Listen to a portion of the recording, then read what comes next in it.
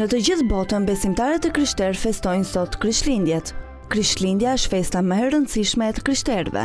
Ndryshe këshëndellat apo shkurt këshnellat, ndër besimtarët katolikë është një festë fetare e krishterë. Të krishterët e festojnë çdo vit me 25 dhjetor ditëlindjen e Jezu Krishtit. Në kishat e lindjes festohet më 7 janar për shkak të kalendarit julian. Pas Pashkëve është festa më e rëndësishme për të krishterët. Ditëlindja e Krishtit, 24 deri në 25 dhjetor, është thjesht simbolike, por nuk është menduar të jetë data e vërtetë e lindjes së tij.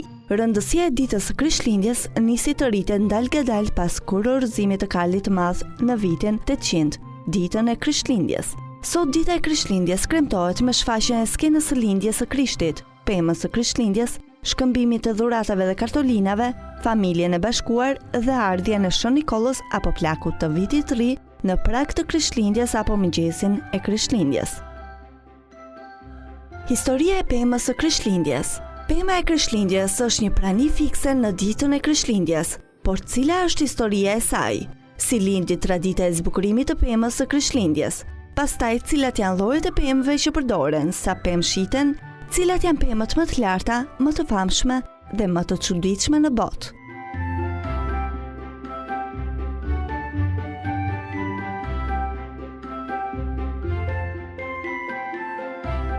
Duket se pema e parë e Krishtlindjes është përdorur në Letoni rreth vitit 1500, por vetëm në vitin 1841 princi Albert, bashkëshorti i Viktorias, futi në Angli zakonin e përdorimit të pemës së Krishtlindjes si zbukurim. Duke parë përdorimin e madh të këtij elementi dekorativ, ekzistojnë ferma të tëra të cilat kultivojnë pemën e destinuar posaçërisht për festën e Krishtlindjes. Kompania e parë e këtij lloji krijuar në vitin 1901 në SBA. Për çdo pemë të prerë kultivohen mesatërisht 3 të reja.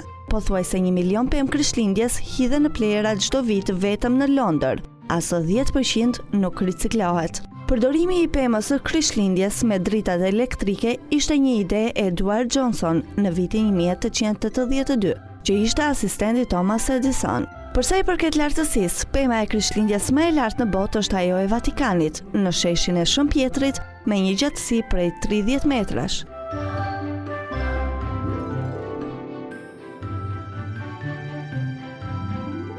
Ja se si i presen Krishtlindjet të disa nga qytetet më të bukura në botë. Pemë gjigante të ndriçuara, shtëpiza të vogla të drunjta, shirita shumë ngjyrës, njerëz që festojnë rrugëve të tjerë. Krishtlindjet kanë nisur të dhurojnë atmosferën tradicionale të tyre, aromën e verës së nxehtë, salçiçet e ngrohta të momentit dhe mollët e pjekura tradicionale apo dhuratat e veçanta.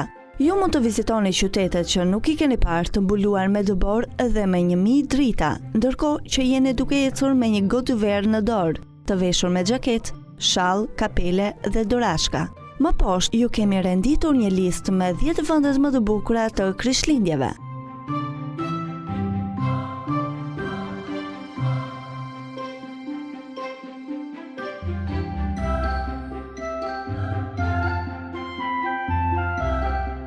Në vend të 10 është Rio de Janeiro, Brazil.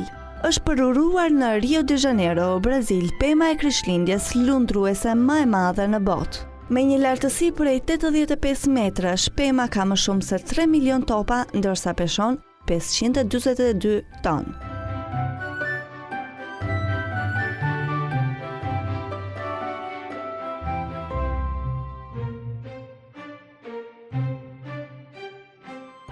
Në vend të 9 është Belgjika, me kryeqytetin Brukselin.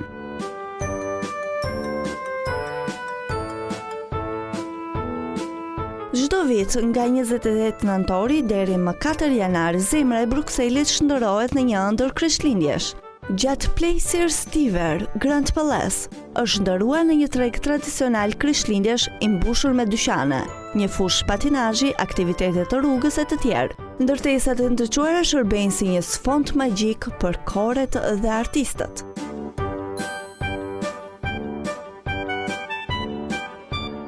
Në vend të 8 është Austria, me kryeqytetin në Vjenë. Vjena çdo vit ndriçohet e gjitha me mijëra drita Krishtlindjesh, duke filluar me rrugën kryesore Graben. Mijëra drita dhe llamba shumë ngjyrëse ndriçojnë mbi rrugë. Dyqanet e lokalet të dekoruar me dek pishe dhe shirita i japin më tepër frym festave.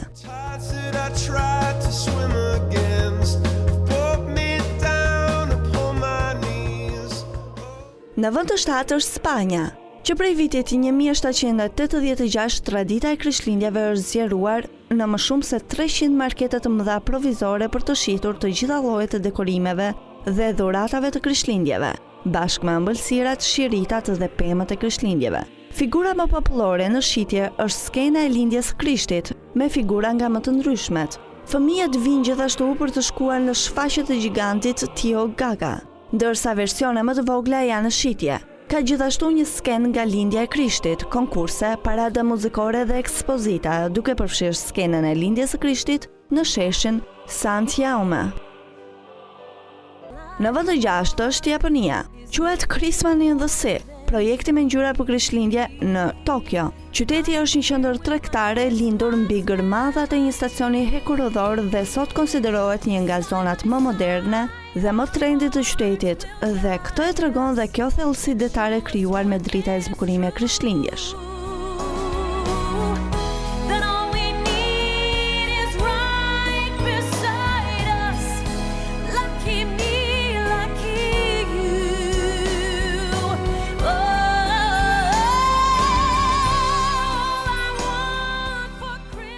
Në vend të pesë është Kolumbia. Ndriçimi i Medellin është një ngjarje nga më të mëdhaja dhe më të dashurat për vendasit. Për afro 50 vjet, qyteti ka varur miliona drita për sezonin e festave, veçanërisht rreth lumit Medellin. Ngjarja fillon tradicionalisht më 7 dhjetor. Në vend të katërt është Australia. Sydney, ose siç quhet ndryshe qyteti Smerald, konsiderohet nga shumë vizitorë si një nga destinacionet më të mira në botë për pushime.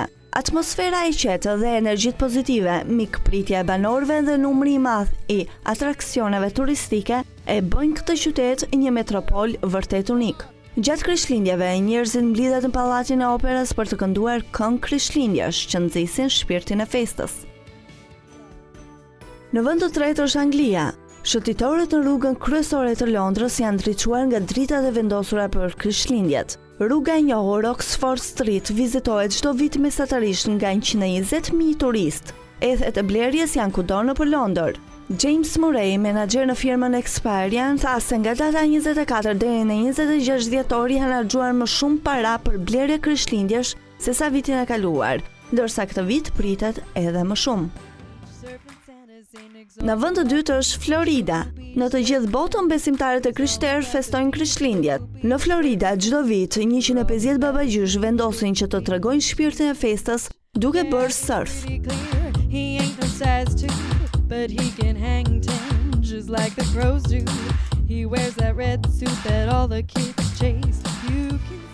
Në vend të parë është New York City. Jemi në muajin dhjetor, në muajin e festave, qyteti i miti New Yorkut të mahnit me bukurinë e tij të rrallë.